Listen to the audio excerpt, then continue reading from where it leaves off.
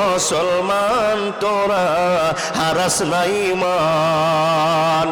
রোজা করো নামাজ পড়ো শক্ত করে ধর কোরআন। ওরে মুসলমান তোরা হারাস না ঈমান। নিজের জ্ঞান পরকে দিয়া হলি রে অজ্ঞান। ওরে মুসলমান তোরা হারাস না ঈমান। যদি করিস নামাজ রোজা থাকবে না তোর পাপের বোঝা। যদি করিস নামাজ রোজা থাকবে না তোর পাপের বোঝা। ধীরে ধীরে হরে তোরা ইসলামে আগুয়ান। ওরে মুসলমান তোরা হারাস না ঈমান। নিজের জ্ঞান পরকে দিয়া হলি রে অজ্ঞান। ওরে মুসলমান তোরা হারাস না ঈমান। বোঝা বড় দায় চাইলে তারে যায় না বলা। বুকের ভিতর কষ্টের মেলা চাইলে তারে যায় না বলা। বুকের ভিতর কষ্টের মেলা। আপন মানুষ সবচেয়ে বেশি আপনকে কাঁদায়। আপনকে কাঁদায় আপন মানুষ চেনা বড় দায় রে। আপন মানুষ বোঝা বড় দায়। লিল্লাহি তোরে মুসলমান তোরা হারাস না ঈমান। রোজা করো নামাজ পড়ো শক্ত করে ধর কোরআন। ওরে মুসলমান তোরা হারাস না ঈমান। নিজের জ্ঞান পরকে দিয়া হলি রে অজ্ঞান। ওরে মুসলমান তোরা হারাস না ঈমান।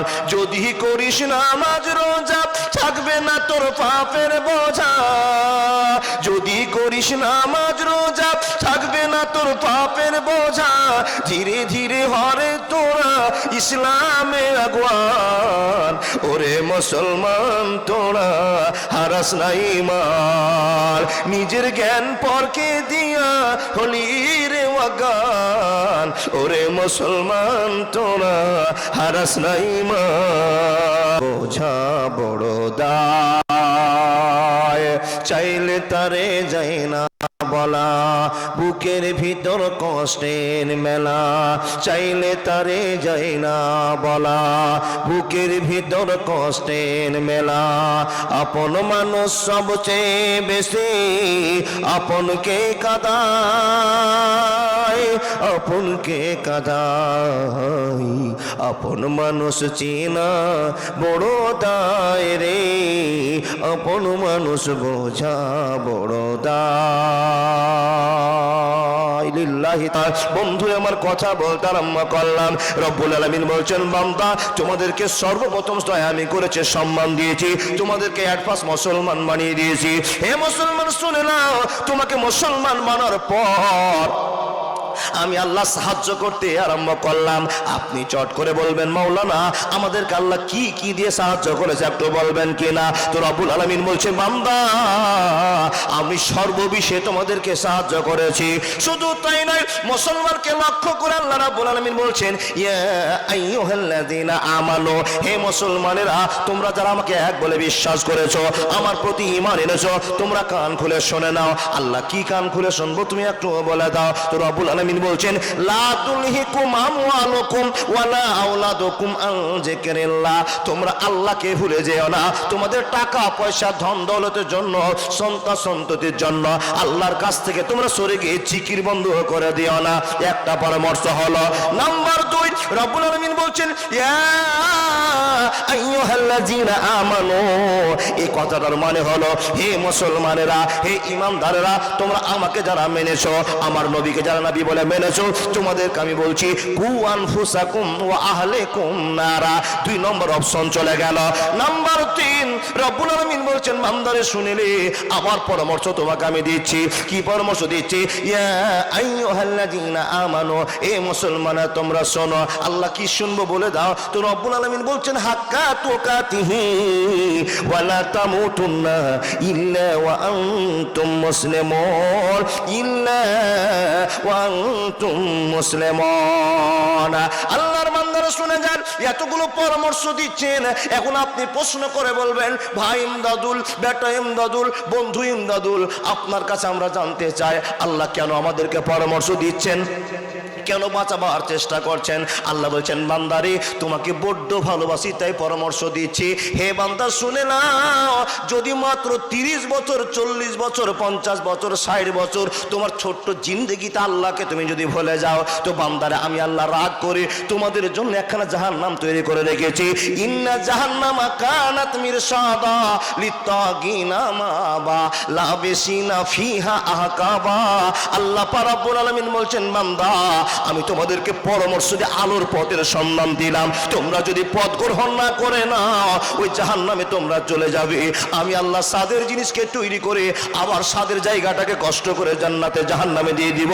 বান্দারে মানতে পারছি না, তাই তো তোমাদের সতর্ক করার জন্য আমি দুনিয়াতে পরামর্শ দিয়ে দিলাম মানুষ গুনাহ করিও না, করিও না, করিও না।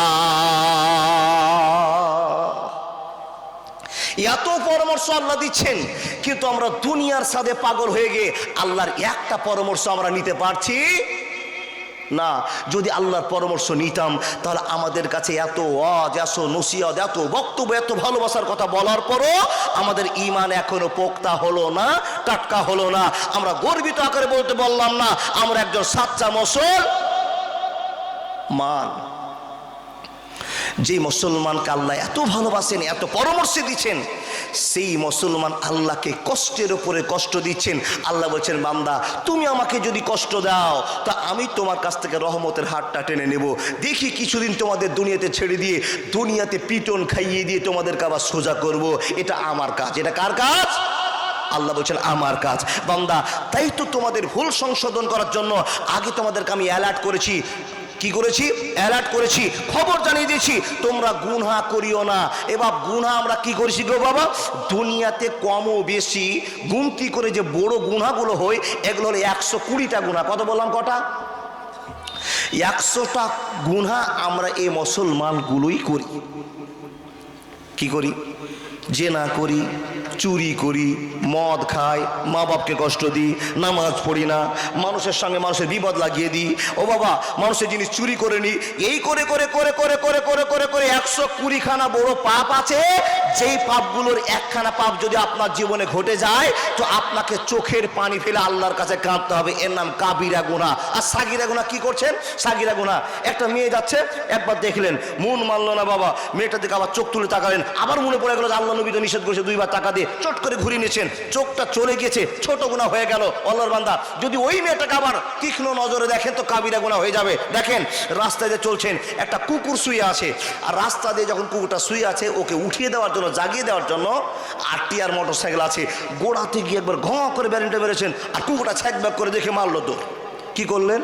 সাগিরা গুনাহ করে দিলেন। ও আল্লাহর বান্দা রাস্তায় যে চলছেন, একটা বড় হাতে লাঠি আছে, রাস্তা ধারে অনেক গাছগাছালি আছে, আপনি মারছেন, গাছে আঘাত করছেন আর চলে যাচ্ছেন, গাছের পাতাগুলো ছিঁড়ছে আর চলে যাচ্ছে। ও আল্লাহর বান্দা সাগিরা গুনাহ করলেন।